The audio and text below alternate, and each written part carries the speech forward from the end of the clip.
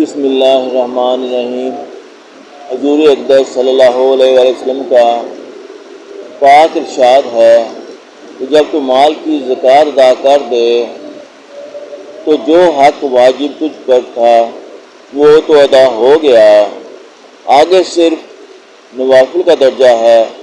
اور جو شخص حرام طریقہ، سود، رشوت وغیرہ سے مال جمع کر کے صدقہ کرے، اس کو اس صدقے کا کوئی ثواب نہیں ہے، بلکہ اس حرام کمائی کا وبال اس پر ہے۔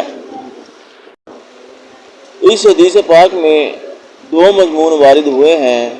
ایک تو یہ ہے کہ واجب کا درجہ زکوٰۃ ہے، اس کے علاوہ جو درجات ہیں وہ صدقات اور نوافل کے ہیں۔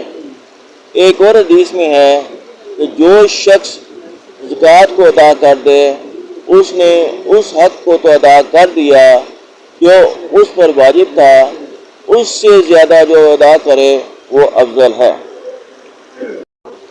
حضرت عمر رضی اللہ عنہ کے زمانے میں ایک شخص نے مکان فروخت کیا تو حضرت عمر رضی اللہ تعالیٰ عنہ نے فرمایا کہ اس کی قیمت کو احتیاط سے اپنے گھر میں گڑھا کھود کر اس میں رکھ دینا۔ اس نے عرض کیا کہ اس طرح کنز میں داخل نہ ہو جائے گا۔ حضرت عمر نے فرمایا کہ جس کی زکوٰۃ ادا کر دی جائے وہ کنز میں داخل نہیں ہوتا۔